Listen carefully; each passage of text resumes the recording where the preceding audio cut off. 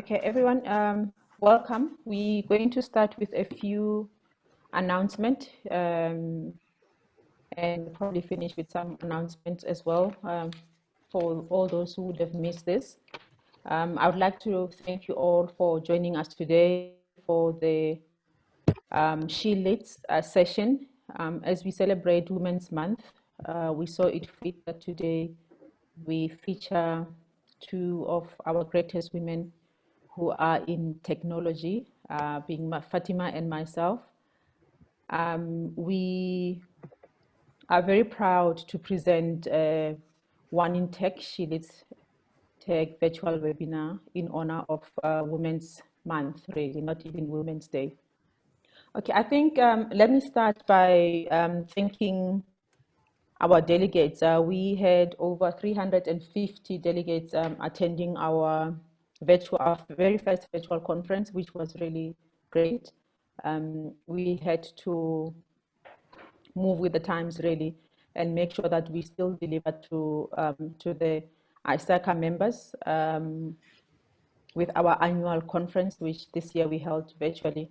So thank you very much for those who attended. I'm sure some of you are present today.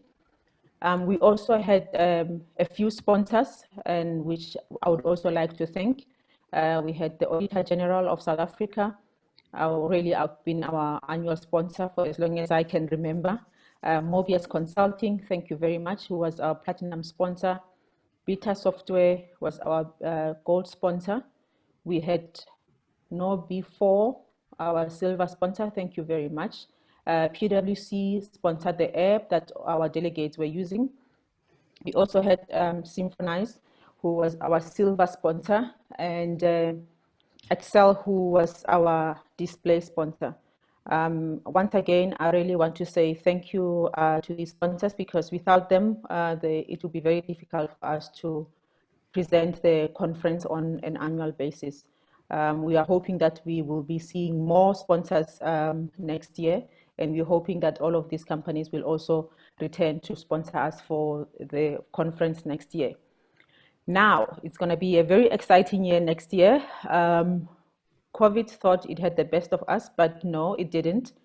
So next year, we are going to be presenting two conferences. One will be a virtual conference, and one would be our usual physical conference. We are looking forward to seeing everyone. So in June, we will have a virtual conference, the theme of which is adapting in changing times.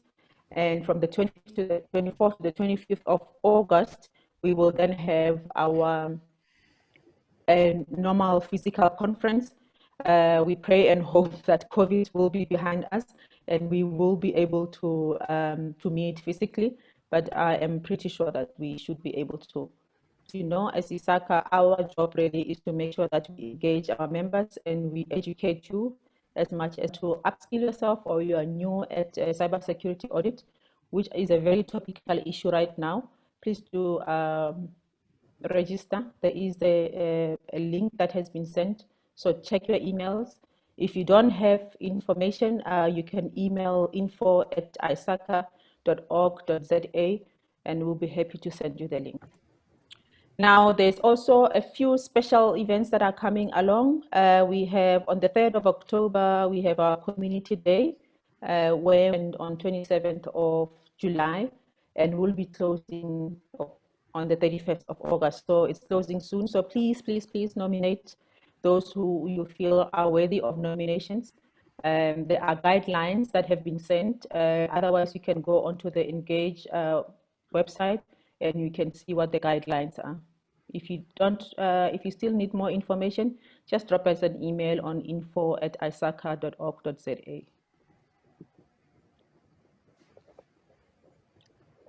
For those who don't know, we do have an ISACA shop, online shop. You can, there is the link there. You can go in there and order a few things. So these are some of the things that we have on the in the shop: your mouse, your keyboard, and some cups. And I'm sure now with everybody working from home, you want to have that nice hot cup of coffee by your side as you do your Zoom and Teams meetings.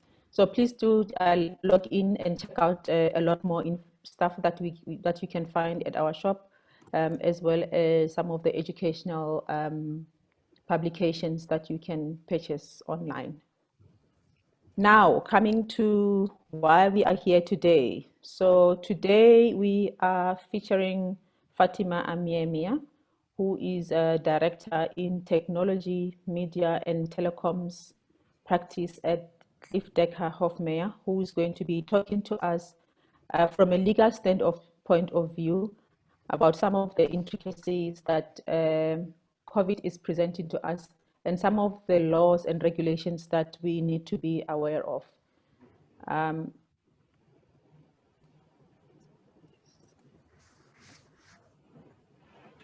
So Fatima, please take it away.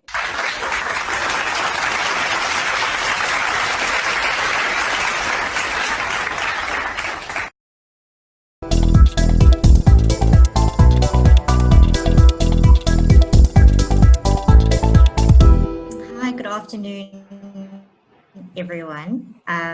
Thank you very much for having me today. Just as a quick disclaimer before I start, I'm currently experiencing load shedding, so apologies for the poor lighting, and also apologies if my connection wavers over the next couple of minutes. Unfortunately, we can plan, but ESCOM is the ultimate of planners here. So today I'm going to be talking to the topic of information security, in particular the recent legislative developments around cybercrime, the commencement of the POPI Act, and the challenges faced by businesses during the COVID-19 pandemic and the lockdown with regards to remote working. So notwithstanding COVID-19, the era of the millennial workforce and the rise in technology and connectivity has required a dynamic shift towards flexible or remote working arrangements, especially in South African corporate spaces. These flexible working arrangements, which are designed to depart from the notion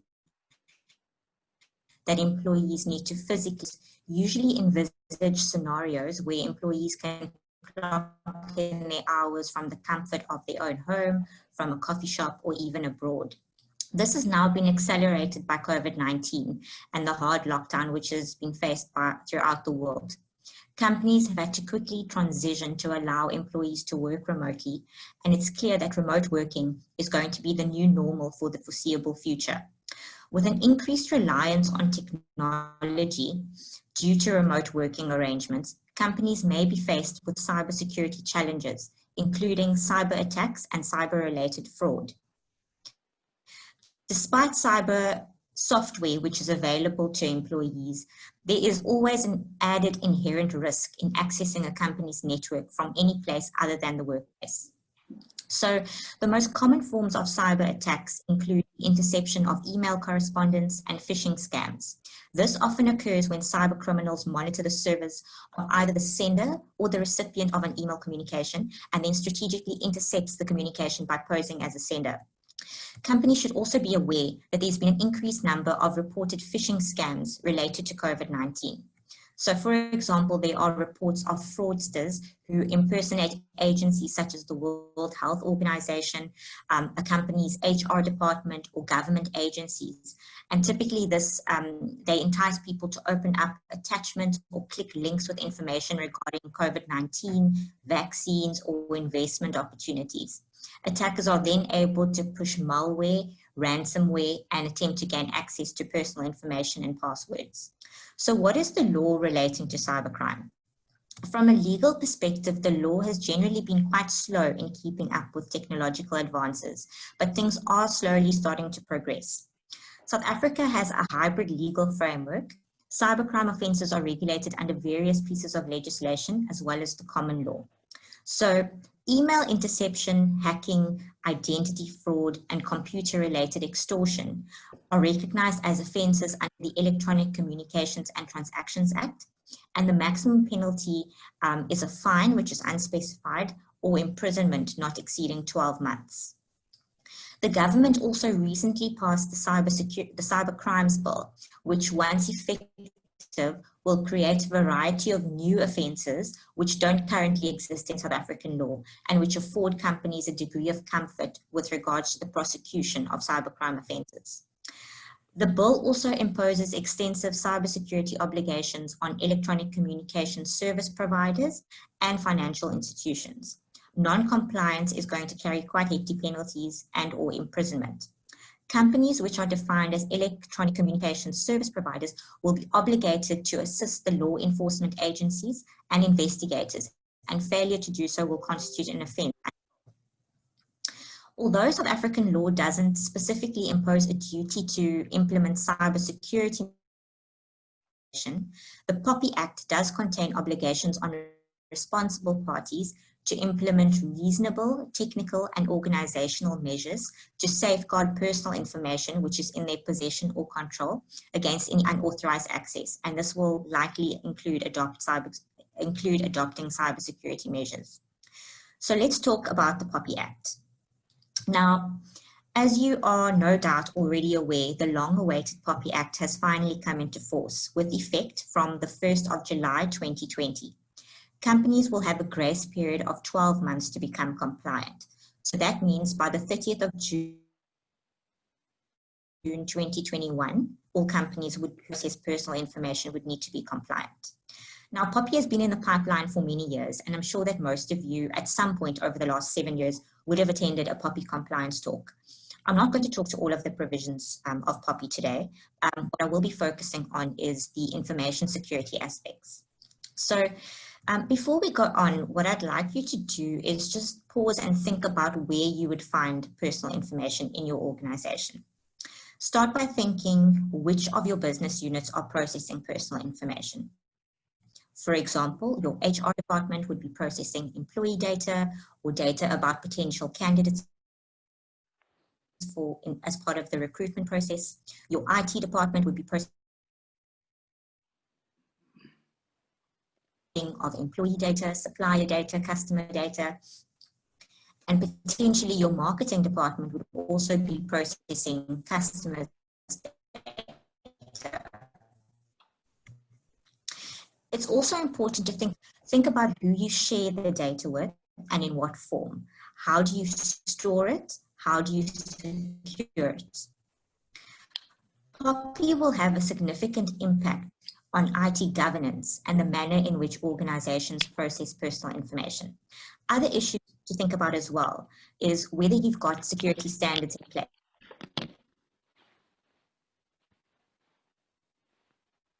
place. Do you collect and store personal information? Do you dispose of personal information which is stored electronically? Do you host data in a cloud? So I'm going to be discussing the requirement in POPI relating to security safeguards and data breaches, as well as how to go about your POPI compliance projects. So Section 19(1) information must take appropriate, reasonable technical and organizational measures to secure the integrity and confidentiality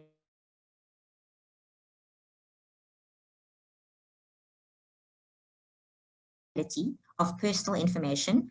What security standards would be? Organizations here should ensure that the steps that they take are appropriate within the context. Thus, the level of security needs to be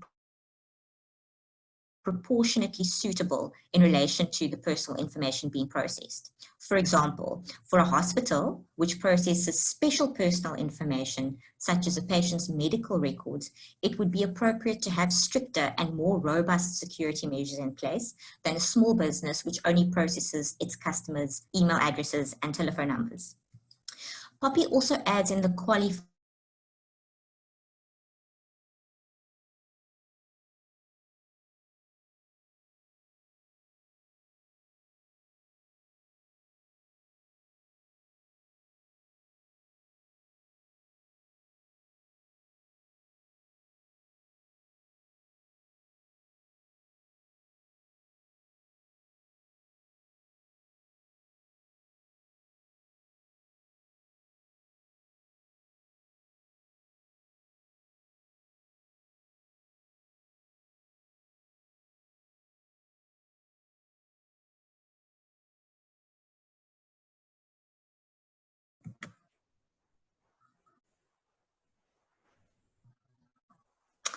Hello, I think I just had a break in transmission there.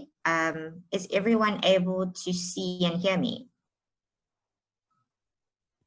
Hi, Fatima, yes. Okay, perfect. Let me just get back to what I was talking to was what safeguards would be regarded as appropriate and reasonable.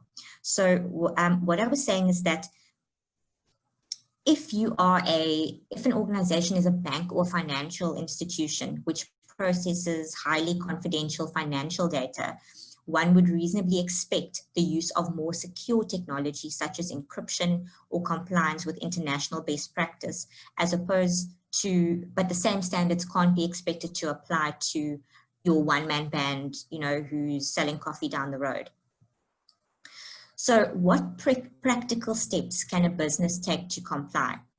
Section 19.2 of POPI states that a responsible party must firstly identify all reasonably foreseeable internal and external risks to personal information in its possession or control. Secondly, establish and maintain appropriate safeguards against the risk identified. And thirdly, regularly verify that the safeguards are effectively implemented and updated in response to new risks. Section 19.3 further adds that organizations must have due regard to generally accepted information security practices, which may apply to it generally or which is required in terms of a specific industry or professional rules and regulations.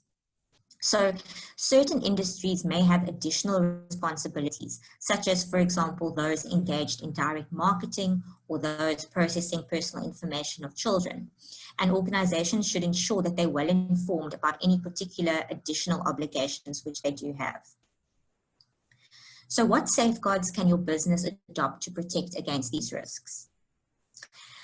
It's imperative for a business to review and adopt an information security policy, which employees must adhere to. Importantly, this must be communicated to employees, and employees should be trained and made aware of such risks. Just to pause there, something which I forgot to mention at the beginning of my talk. If you've got any questions, could you please put them in the chat and I will deal with them afterwards. Otherwise, you can submit them via email to ISACA, to the general email address. In the work from home context, employees should be encouraged not to connect to unsecure or public Wi-Fi and utilize, where it's applicable, VPNs to protect the company's proprietary information. Common sense also needs to prevail here. Employees should be careful of clicking on URLs without checking them, and should also be aware of suspicious emails. With the increased use of video conferencing, employees should also ensure that all meeting requests are actually legitimate and refrain from taking shortcuts such as sending documents to colleagues via unsecured messaging channels or public platforms, and should make sure that when saving documents, it's saved into a secure location and not simply on a desktop. Companies should also insist that any remote working arrangements occur via its designated digital channels for working. So, for example, VPNs or secure servers. So why is ensuring that appropriate safeguards implemented so important for your organization? Well, I think, to be frank, now that POPI is in force, if your organization suffers a data breach, there's literally nowhere to hide. Over the past couple of years, there have been a number of reported high-profile data breaches, which you may have read about in the media. And while there have been significant reputational damage, because POPI was not enforced, there was no enforcement of any fines or damages claims. In reality, there are significantly more data breaches which occur on a day-to-day basis. But previously, there was no obligation to report it, and so companies could really just do some internal damage control and breathe a sigh of relief. To put it into context, South Africa has one of the highest levels of cyber attacks or data breaches in the world. During the lockdown especially, as the majority of companies adopted a work-from-home approach, the number of reported cyber attacks rose to a staggering 300,000 cases in 1 week. According to the latest annual cost of a data breach report, which was conducted by the Ponemon Institute, the average cost of a data breach in South Africa is approximately 43.3 million rand. This is because the reputational damage and the effect that it has on share price and shareholder confidence is often difficult to quantify, but has a long-lasting effect. As a result, remote working arrangements may pose a substantial and costly risk to employers from a cybersecurity perspective. So what does POPI require if your organization suffers a data breach? Now, a data breach itself is not defined in POPI, but it generally refers to the unlawful access or acquisition of personal information by an unauthorized person. So where a data breach occurs, the responsible party has an obligation to notify, firstly, the information regulator, and secondly, the affected data subject.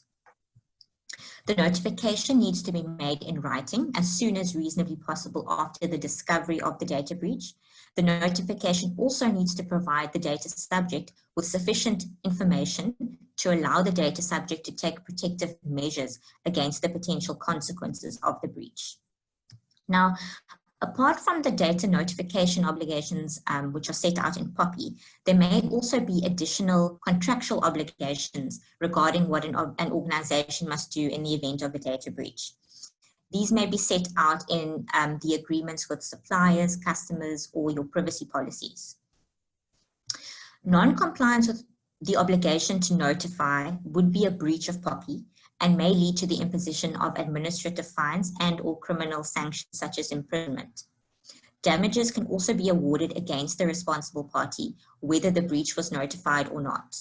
So in order to ensure that an organization complies with these notification requirements, we recommend that organizations should put in place comprehensive incident response plans. So what is an incident response plan? Essentially, it sets out what needs to be done by the organization in the event of a data breach, including who is assigned to respond to the breach, what the internal response times would be, how the organization will communicate the breach to the information regulator and the affected data subjects, and any other reporting requirements, such as, for example, notifying management, ExCo, or your shareholders. Businesses should also consider taking out cyber insurance against data breaches. So what I'm hoping you see from this is that compliance with POPI is not just a tick box exercise or something which is a nice to have. Besides the threat of criminal sanctions and fines, POPI compliance is important because it goes to the heart of whether your customers, employees, and suppliers can trust you. Although there is a 12-month period to comply, your POPI compliance project is likely to take a considerable amount of time and effort. As a starting point, you're going to need to understand the way personal information is currently collected, held, and shared within the business. This typically involves data flow mapping exercises and also be based on a combination of face-to-face interviews or online surveys. We then also recommend that you conduct a gap analysis to identify where your risk areas are. We can also assist you to prepare things like practical implementation plans and work with implementing any necessary improvements or changes to the business to remediate any non-compliant areas. So typically what you would need to look at is things like changing your existing privacy policies, the adoption of compliance checklists, and implementation of changes to the governance structures and staff training and support. And that is the end of my talk. I just want to have a look at the chat.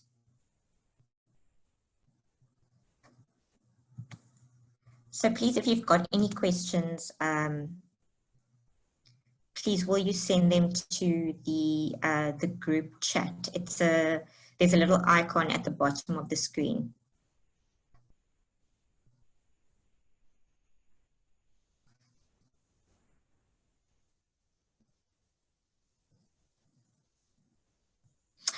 Can I perhaps hand over to either Kgabo or Arlene, and if there are any questions, you can come back to me to answer them.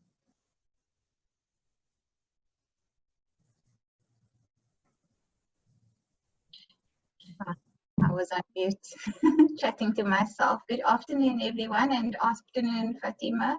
Thank you so much for the discussion. Are there any questions for Fatima?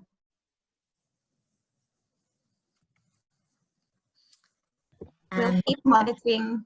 Okay. Yes. Okay. I see there's a question from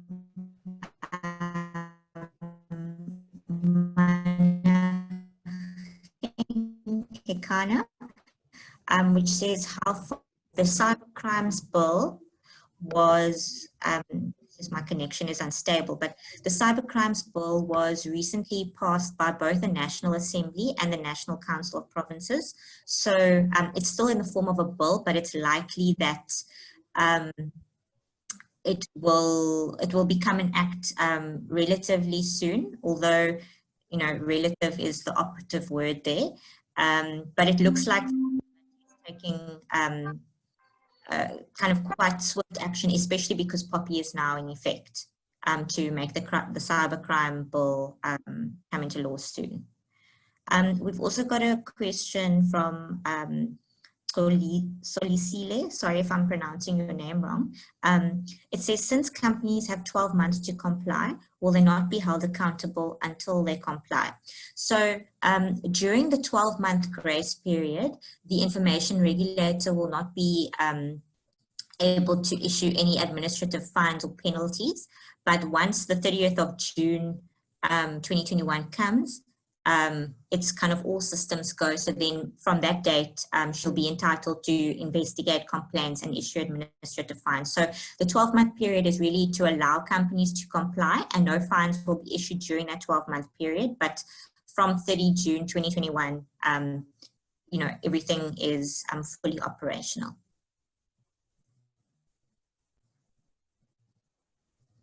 I don't see any more questions. I'll stay on the line for a little bit, but I'm going to hand over to Arlene now. Thank you. Thank you so much. Thank you very much for the support that you've offered to the chapter and for your presentation today. Our journey with Fatima started last year at the Western Cape SheLeadsTech function, which was held in Greenpoint. And it's so nice to have you back again and to enlighten us with your knowledge. Thank you so much for taking time out of your day. We really appreciate the support.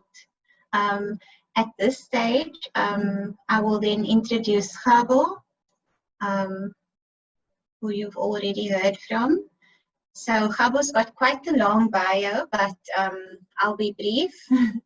So Kgabo is the CEO and founder of V-SIC Pty Limited, which is a firm of professionals that was formed in 2015 to offer ICT audit services, ICT consulting, and management and business consulting services, as well as recruitment and selection in these areas.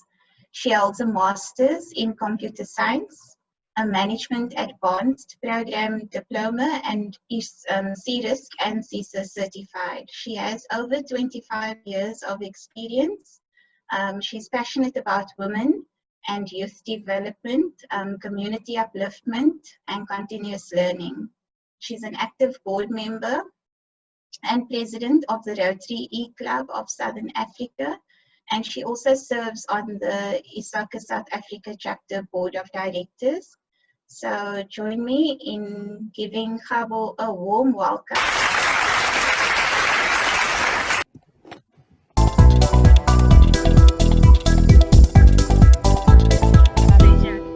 Thanks very much, Arlene, and thanks, Fatima, for the talk. And I think I'm going to start by just requesting Andre if we can run a few polls.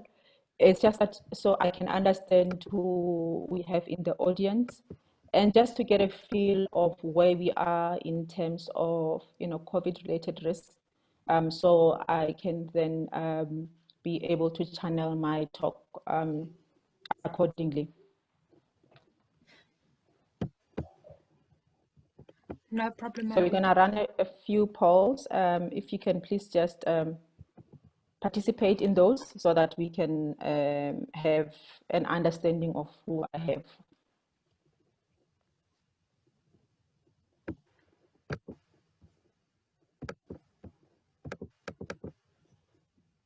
So if you can just indicate the line of work you're in. And also, I just want to have an idea. I think Fatima has just given us some statistics on security breaches, particularly in South Africa, but it's a worldwide phenomenon. So I just want to have an idea of, just be honest, we're not going to see what company you are in. So if you've had any security breaches in your company, please let us know. And also, how many of you would have experienced any network performance problems while we are working from home? Because some of my talk will touch on some of those areas. I don't think everybody's being honest. You're saying you haven't had any security breaches? Okay. So I see we have quite a few IT auditors. We have a few people that are from information or the cybersecurity field, no CIOs or CTOs, and then other. Okay, and 73% say no security breaches during lockdown. Okay, and 27% say yes, we've had. Okay, and then, and remember, it also includes those emails that you're getting from your CEO or CFO with you having to change your bank details, or with a proof of payment for a salary increase that you were not expecting. So I know some people don't think that's a security breach, but it is a security breach. Okay, so I'm going to start by thanking everyone, and thanks Fatima for that talk. Let me just put this in speaker so I'm not distracted. My talk today is really not going to be about cybersecurity, although cybersecurity is one of the areas that we know is a thorn during this time. So one thing for sure we know is that the entire world has a shared crisis, our common watering hole, which is COVID-19. While you can do anything about it, you can't do everything. So it's very important that you are focused in your efforts as to what you do. And we know that the risks we face today, will not be the ones that you face next week, tomorrow, in a week's time, or next year. And we also know that security is never completed or finished. You can't say, I'm done, I've done all I can, and that's it. It's never finished, because the guy on the other end of the line is working tirelessly every day to find loopholes in your network, in your company, to be able to keep you working. And nonetheless, just imagine if we didn't have any security threats, there's a lot of people who will be out of jobs. So we don't want that either. Now, there are a few things that we can do, and this is really focused mainly on, one, the people who are in the information security field, and secondly, for people who are providing assurance in your various companies. I have been in the assurance field for many years, as Aline has indicated. I've also served as a security officer in my previous life. And I've also served in internal control as well as in business. So I've worn many hats in my career. And today I just want us to look at some of, and this is not, a complete list. It's just some of the areas that we need to be looking at now to be able to be agile. Like I said, we can't do everything, but we need to be making sure that we are looking at the areas that our companies are more at risk. And each company will be different. But one thing I know is common is your business continuity management. I don't think any of us would look at their business continuity plan a couple of 6 months ago, and you would have had a pandemic that would put the whole world on remote working. If you had it, then well done. But we know that it is there, and we had to make sure that business continue to function. So we've all been caught unaware by the crisis. So you either have a business plan, and some people did not even have a business plan. People always think that it's not going to happen to me, and also they could have resulted with the teams not being aware of how much of a disruption it's going to be. And I don't know how many companies had ever prepared themselves to be able to working from home. Not many. Some companies did not even have laptops for their employees because they never anticipated that they would have to work from home. And what did that mean? That meant that business operations had to come to some disruption. And we know business continuity is not about, just waking up the following day, you have a crisis and you continue. It's about how quickly you can get to your business operations so that you don't have a long-term effect. So what are the things that you need to be doing in this case? If you have not done it already as a business, you ought to be making sure that that business continuity plan of yours is very agile. You need to be looking at that business continuity plan. You need to be assessing the adequacy of your business continuity management framework, your policies to guide the organization in terms of crisis. And the good thing about the crisis that we are in is that it's new to everyone. So we're all trying to find our feet. But the most important thing is realizing that you do need to do something about it. You need to be looking at, is your business impact analysis really complete, and your risk assessment. So you would have to go back to do your risk assessment, because there might be some of the risks that you never even thought of. Who would have thought of a pandemic as one of your risks? We wouldn't have thought about that. And, do you have adequate roles and responsibilities to be able to manage your business continuity? So those are the things that you need to be looking at. Most of my clients, when I look at their business continuity management, or I look at their, ICT continuity management, you find, the roles are not really clearly defined. And we do our business continuity planning once every 3-4 years, and then you have people there who have roles and they don't even know about them. Some of them have left the companies. So it's very important that you keep that up to date. And also, you need to be looking at, are your crisis management protocols sufficient now? For those who have done really good business continuity plans, you would have had a crisis management protocol in line with it. We were caught off guard. We woke up one day and we are anticipating our president will give us a talk, and he said, okay, we are locking down the country. And now that's a crisis mode you're in.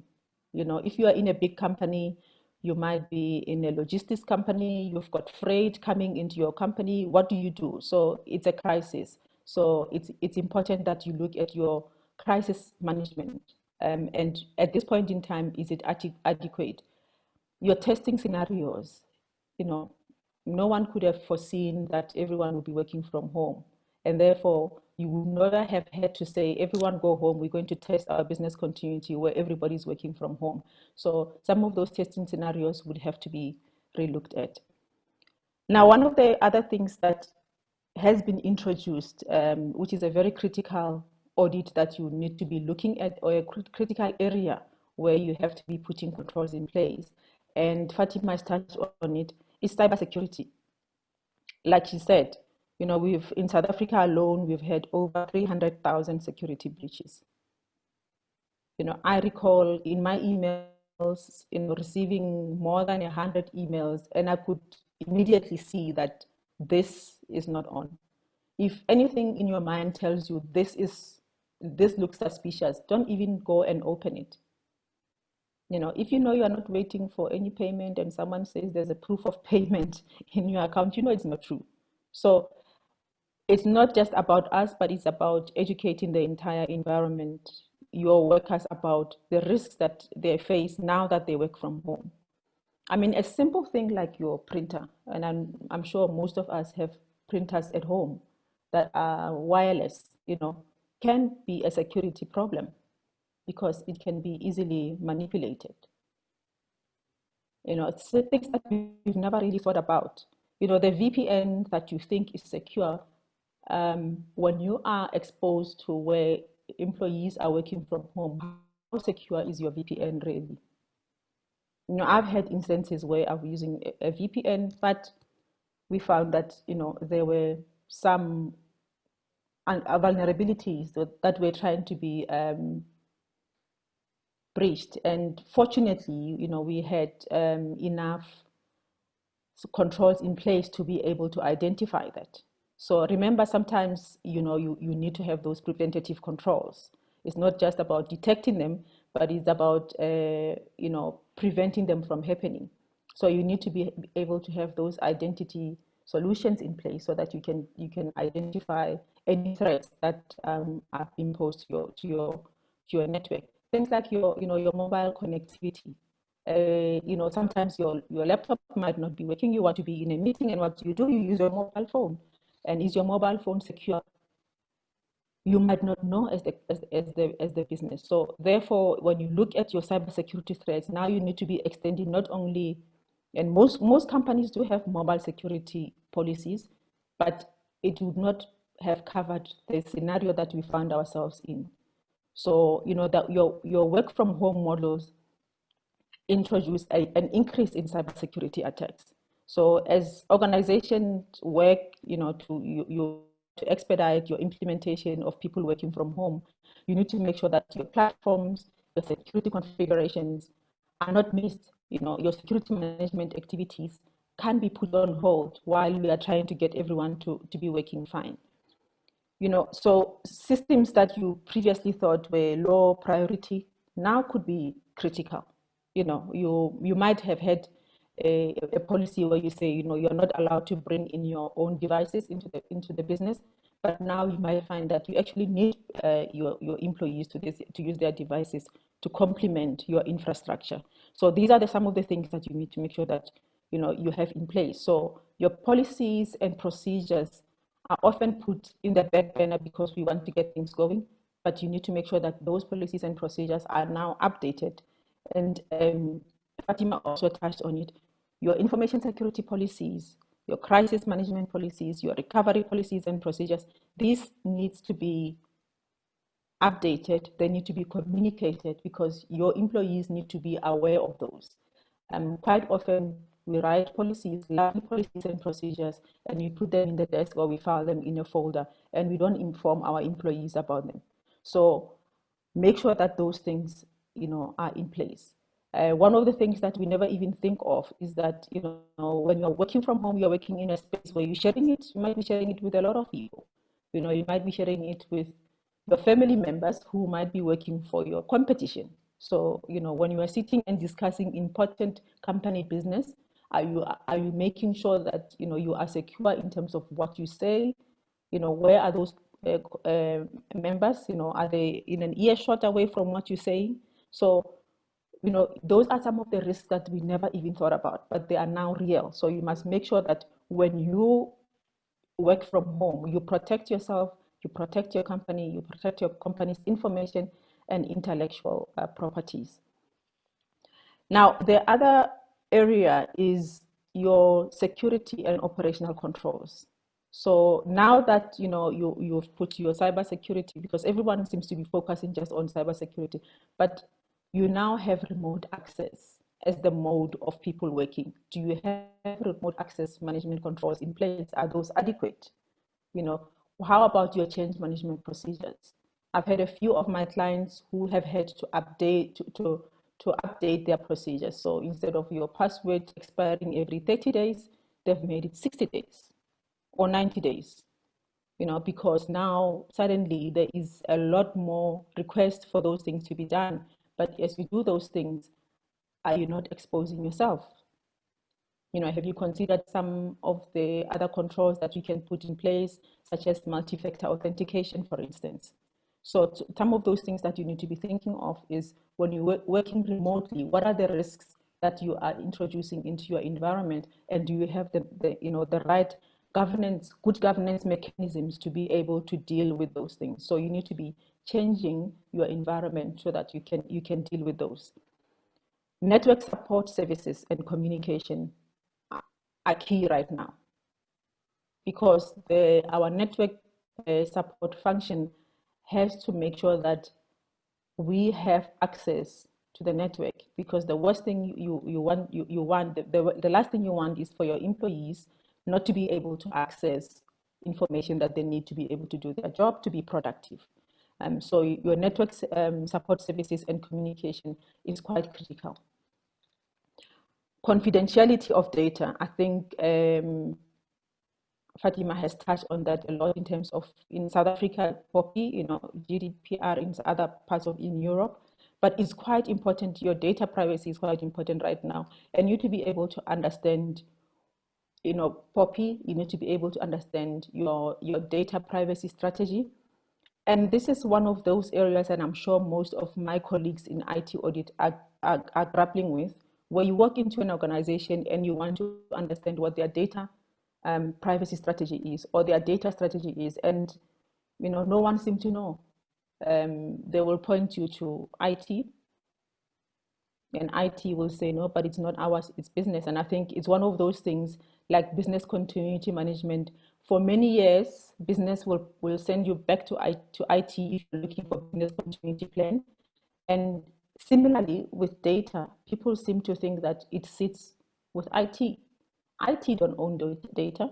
They just provide you with an infrastructure to be able to house your data. So there has to be someone in business who owns that strategy, so that when you are looking for that strategy, you go to a business person, because the data belongs to the business. It does not belong to IT. So now suddenly you need to make sure that you have the controls in place, but ownership is very important. There needs to be a person who owns that strategy. The other area that we look at, and I'm really covering more from an IT point of view, but there are some very critical business things that we need to be looking at. And I've touched earlier on network support services and communication. Equally is the performance of your network, as well as the network optimization. There are a lot of companies that outsource the network support to third parties, because it's not always your core business, and therefore you want to give it to people who do it best. But often that comes with its own risks. One, we tend to think that you outsource it and you outsource the responsibility and accountability. It still remains with you. So you need to make sure that you hold your vendors accountable for the optimization and the performance of that network, because now more than ever, you need to make sure that your network is there when you need it. In my line of work, I've seen and I've done a lot of audits where, when I look at how clients are managing the third parties, we have meetings once a month where we look at the reports, and the vendors will present the availability reports and show you how the network has been performing. But is that the experience on the ground? When you go to your customers and they'll tell you, no, your networks are always down, and we can never, when we phone the person, they're always telling us the network is down. But when your vendors present you with the reports say, network availability is 99%. Guess what? Because your KPI says the network has to be 99% up all the time. Now, are you, as the business, interrogating those statistics? Do you actually know how your vendors are performing? And it could be your vendors, it could be your IT department, it could be internal, it could be external. So you need to make sure that you have the controls in place, and you are validating that information that you are getting, because your customers can't tell you one thing and your service provider are telling you a different story. Quite often we have penalty clauses to say, if you don't deliver on what we've agreed on in terms of a KPI, there will be penalties. How many of us actually ever impose those penalties on our vendors if they don't meet their obligations? We often don't. And in my experience, I've had instances where I find that the service provider is the one who actually writes the SLA. It's my network, but they are giving me the SLA, and I just sign that SLA.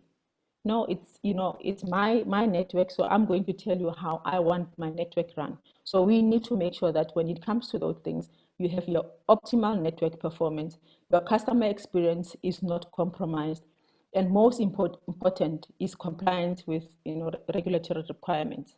POPI is now a thing. It's no longer something that we will see in the future. So you have to make sure that those things are in place.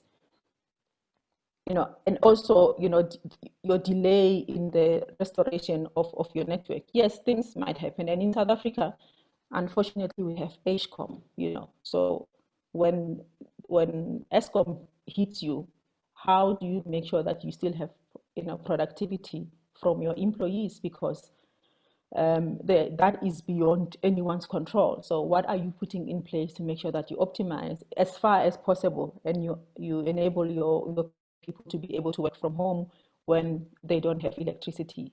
So those are the things that we need to be aware of. This is not a comprehensive list, but these are some of the things that I just want you to think about as you go about, because in my view right now, as assurance providers, we need to be thinking differently about how we assist our clients, which is, the companies that we work for, or for some of us who are in professional services, the clients that come to us and looking up to us to give them something new so that they can deal with what they don't know. And one of the things that, that is very important right now is, how, as an organization, are you looking at digitizing? Because, I would think most of the organizations that are now, automated did not really have to worry much about the fact that there's a lockdown, because the machine will continue to do the work, whether or not a person is there. And the number of people that you need to be able to operate those machines, is less. And that can be done remotely, or, where you have to do maintenance. Yes, someone might have to go into the factory. But there are areas where, as assurance providers, we also need to be saying, how can we do our work better? How do we then ensure that some of these controls that we normally go and look at, we can automate? We can be able to do those audits sitting from home, not having to go into the workplace. So, some of the business performance areas that companies obviously are looking also to be able to survive, we can help them to do continuous monitoring and continuous auditing, instead of us, waiting for us to come in, once a month or once every 6 months. So some of the areas that we might have to look at is, how do you automate some of these controls that we look at, so that you don't have to be there physically to do the audits, but those audits can be done, automatically as and when they are required. One of the areas that I thought I would also touch base on is that, now we are on level 2, most of the businesses are opening up. It means that your environment has to be ready to receive you as the employee. And therefore, there are still, laws and regulations as to how we go back to work. And obviously, as assurance and compliance providers, you need to be able to advise our companies and our clients and make sure that the environment is ready for people when they come back, because you don't want to find yourself, having your employees coming back but getting sick, and then having to shut down again, and being fined for not complying by your disaster management act.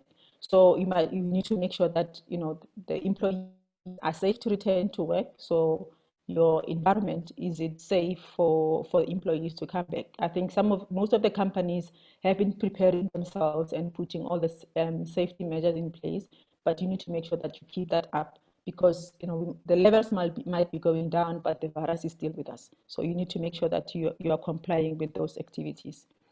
So we don't know when the next wave is going to come. We've seen it all over the world that, when the levels are, when the laws are relaxed, then there comes the second wave of the virus. So you want to make sure that you are not one of those companies where every 2 days you have to shut down because someone is infected and you haven't taken the right precautions. Now, I was speaking about automating, and one of the areas, obviously, some companies have had to, to let staff go because, there's a lot of companies that are not going to survive. That's the reality of the situation. There are a lot of companies, some companies that will not be able to survive. And, if you are working, for instance, in the finance, or you are an internal auditor, some of the things that you can look at, for instance, is, how is the company managing cash flow? Do you have controls in place to manage cash flow, to make sure that when you get back to the when we get back to level 0, the company still exists. So there are these significant disruptions to our normal life and business activities, and there's going to be decline in employment. There's going to be employees that are sick. You might have employees that pass away, so those kind of things you need to look at and say, all these factors will have a delayed impact on your cash flow. So how are you making sure that from a business point of view, you are managing things like your cash flow, your cash forecasting methods, your payments? Have you reduced your non-essentials and, contracts that you really didn't need? You need to be relooking at those things. And like I said, areas and opportunities where you can automate to save costs. So, these are some of the areas that we can advise our companies on, and to make sure that we survive post-COVID. These are just some of the areas that I wanted to just bring to your attention. It's not a complete list. Every day you need to be doing your risk assessment and see where is it that your company is at, and where are the areas that your company is more at risk, and really assess those companies. In most of my clients, we've had to go back and relook at the audit plans, because you normally have your yearly audit plan that you would have done last year in November or December. And we've now realized that there are new risks that the company faced, and therefore we've had to relook at you need to go back and relook at your audit plan and say, am I addressing the risk that the company is facing now, to be able to achieve our strategic objectives? Or is my audit plan rigid? Because if your audit plan is rigid, then you're not going to be adding any value to your company. With that, I think I'm going to end, and I will take any questions.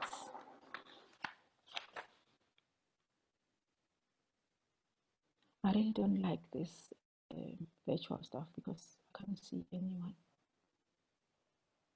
Are there any questions?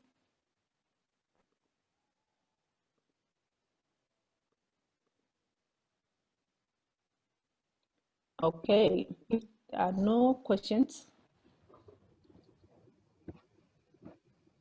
I'm just gonna have to, let me just see. Just want to thank everyone that has made it this afternoon. I know there's a few areas in the country that are experiencing load shedding right now. So thank you very much for taking the time out to attend, and I'm hoping that you've been able to learn something new today, and you'll be able to learn something that you can take back to your company.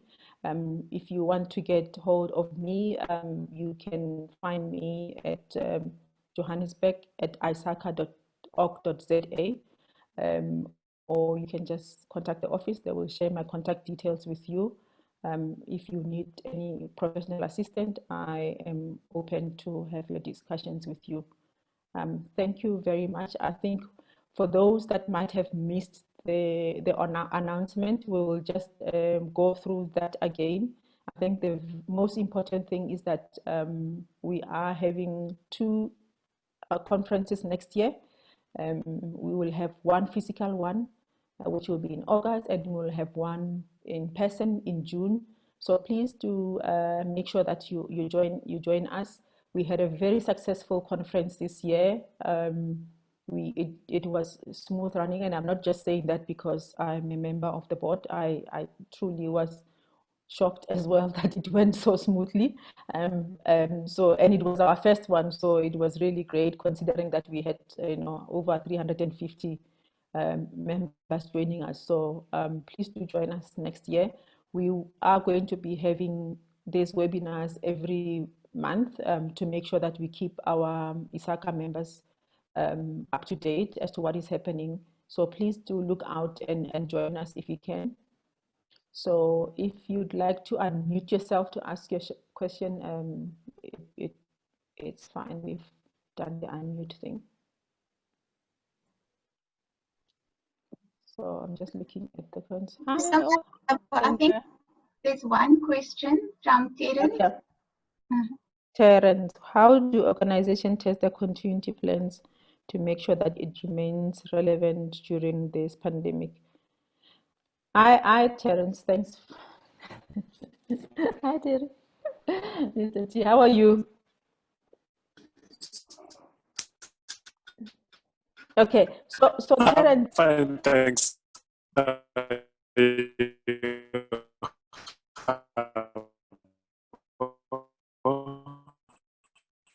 Okay, your audio is not so great. So the question is, how do organizations test their continuity plans to ensure that it remains relevant during this pandemic? I think, like I said, you need to be looking at, Terence, if you can just mute. Okay, thank you. You will need to relook at your risk profile, Terence, because like I said, most of our continuity plans would not have taken, for instance, remote access working into consideration. So if you are going to be testing your business continuity plan, you need to make sure that you are testing it for the current environment, because if you test your continuity plan that you did last year and you did not have this in place now, then it really won't help you much, because it will not be giving the right scenarios. Remember, business continuity plan is about the scenarios. So what scenario are we trying to test? So if you're testing your continuity plan to survive now, you need to be making sure that you are taking the risks that are current in the current environment. Things like your remote access working. So you need to make sure that that is included in your plan, for instance.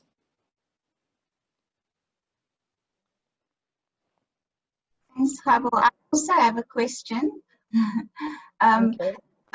So what we are finding is that, with the work from home situation, I love your cup so much. Please show everyone your cup. And you can find this at the ISACA shop, by the way. No, and it is water. It is what? Is it there, right? Yes. Yes. Okay. Yeah. It's water, by the way, in here. Okay. With the work from home scenario, within our organization, we are finding that, you can control company issued assets, but you can't control, assets that people are using while they are working from home and on their own home networks. Mm-hmm. So the employer has limited visibility and limited mandate really to govern, that aspect of security, which is now almost become the weakest link in the chain. So how do we address that as assurance professionals, where the company's mandate is almost limited in this new working from home situation? Okay, thanks for that question, Aline. I think you've really raised a very important question, because most of the companies have faced that reality.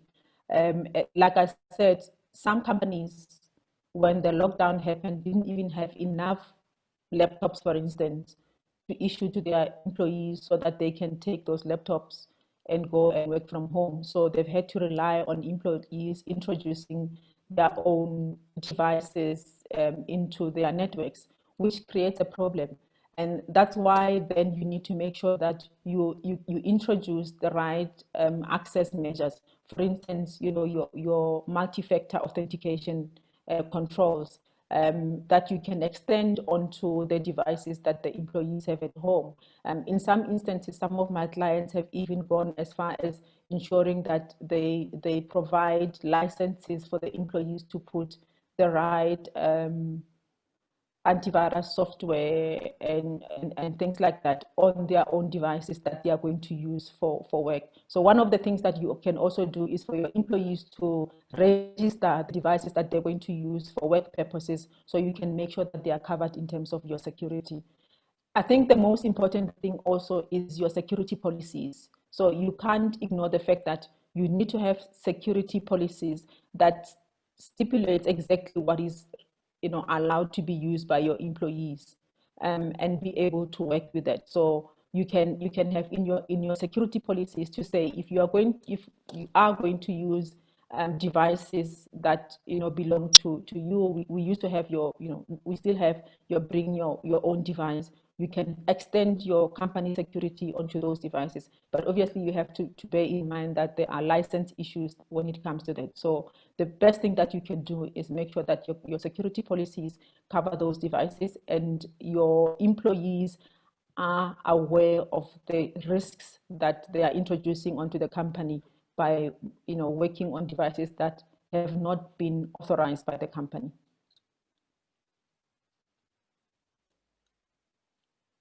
Does that answer your question? Yes, it does. Thank you very Yeah. much. And then also Because maybe just follow on. Yeah, sorry. You can also run tools that will obviously detect what people are using on your network.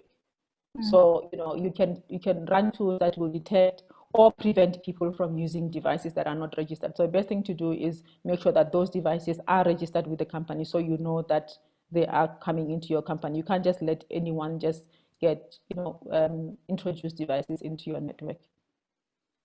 Thank you, Kgabo. And then just because this is a Women's Month, SheLeadsTech celebration, maybe you have some advice or guidance for women who are moving up in their careers in the IT audit space or in cybersecurity, etc. For those who are on the line, because I see quite a few.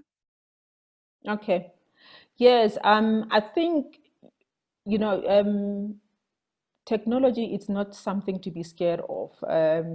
And I know, it's something that we've been talking about for many years, where we find a lot of us women, we fizzle down when we get to, for instance, managerial level, and then suddenly, you don't see any people going up to senior manager level, executive levels, and the like. But I think the most important thing to realize is that IT has evolved. It has evolved from being a technical field, a purely technical field, to being a business tool. So your IT right now, if you think about it, technology has saved many companies. And therefore, it has gotten to a stage where it's no longer just there to enable business. It's there to basically run the business. So we cannot run away from technology, because technology is really the business. So for me, I think my advice to most women is you need to make sure that you don't only understand what the technology part, but it's very important, and I think it's very important to everyone, particularly as IT auditors, that you understand the business. Because if you don't understand the business that you are trying to support, and the business that is going to be using the technology, then you will find yourself, not being able to give the right advice to your client, because your technology needs to be enabling the business to achieve its business objective.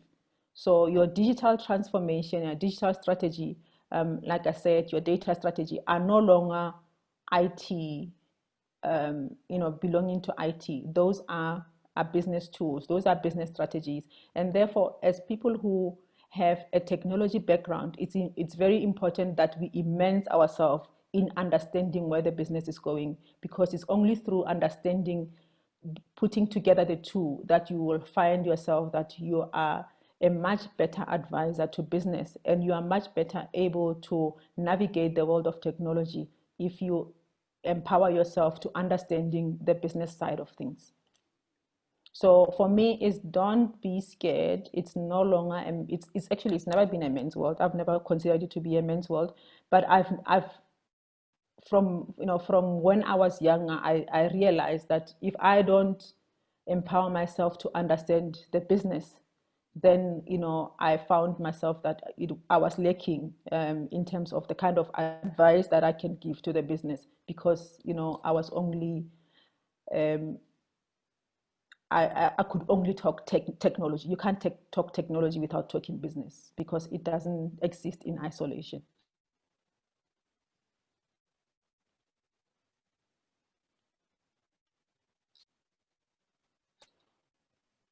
So we've got 2 speakers joining in from ISACA, Kenya. Yay!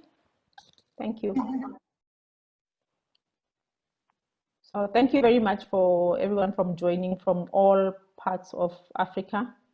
Messi Omolo, thank you so much. We hope it's you are having fun there and are safe in Kenya. Thank you so much for joining us. Thank you so much, Kgabo and Fatima, that has left the conversation now. I will just put up the announcements one more time, and then for everyone that took time out to join this conversation, we will see you at our next webinar, which is on the 2nd of September. Just keep an eye out on our social media for more information on that. And then if you were to just take 2 minutes to fill out the evaluation form. I see it says evolution, and I'm sorry for that spell check.